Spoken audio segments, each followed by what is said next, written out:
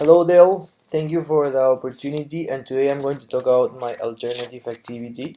Select two leadership theories from the following. I chose situational contingency and disparate, also known as distributed leadership. So, introduce each style, outline the characteristics of each, and provide an example. First of all, distributed leadership. Um, it's basically an emerging set of ideas. It's not like the classic top-down structure business. It doesn't work like that. Distributed leadership is also there is like no roadmap or playbook because it's kind of new in the market nowadays, and people are discovering things about distributed leadership along the way while new companies, work on that. What is essentially distributed leadership? It allows well it in it allows small teams or individuals to decide how they want to accomplish their objectives. So it's the opposite as a single superior. So the normal thing is you have a leader, and he liderates. Well, distributed leadership focuses on certain small teams and on certain tasks. So their work is like by parts or by task. Um, an advantage of distributed leadership might be that it shares the bigger picture for everyone. By this I mean that in other type of leaderships, only the only guy who has the big picture is the leader. But in this case, uh, in this case, you're able to distribute this vision to every layer of the organization. I mean, it gives a company a chance to take advantage of the different levels of technical expertise, and it, yeah, that's basically it. Another advantage might be that it provides opportunity for mutual learning, because that way, uh, you learn from other groups and from your same group too. So that's another advantage.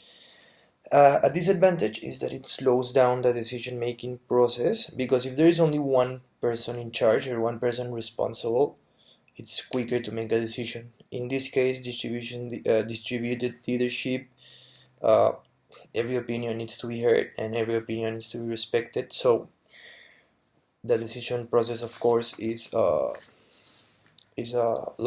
So it can take a longer time to make important decisions.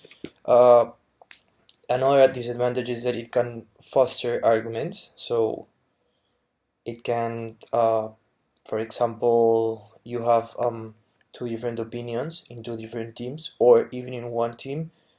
That generates a problem because they're all equal. They all weigh the same in matters of opinions. Uh, Situational. Now moving on to situational contingency theory.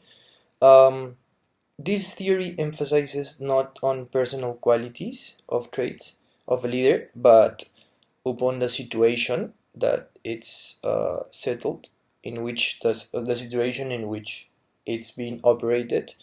So, in this case, a good leader is a leader who acts upon the situation given. So in this case, for example, contingency, it means that one thing depends on another to happen. So for a leader to be effective, there must be an appropriate fit between the leader's behavior and the circumstances, the style given in the circumstance.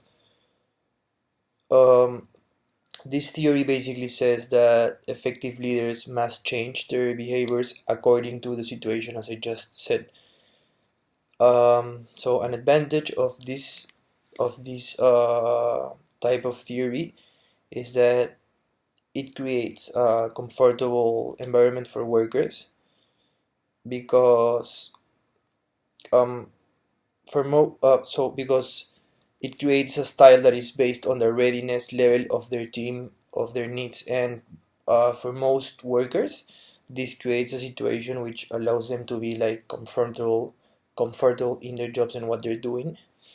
Another advantage is that it helps a team to be able to work better as a team, because the approach of the situational leader is intuitive and flexible, and the maturity of a team is always reflected in their leaders. So if you have a good leader, you have a good team, of course, in this case. A disadvantage is that it is, as I just said, a leader shows a good leader means a good team. So a disadvantage is that it is based on the skill level of the leader. So if the skill level of the leader is not good, then the team is not going to be good.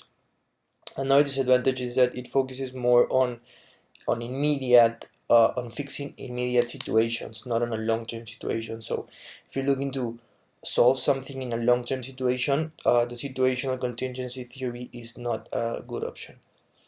And yeah, that's basically it. And thank you, Del. Oh, thanks for listening. Bye.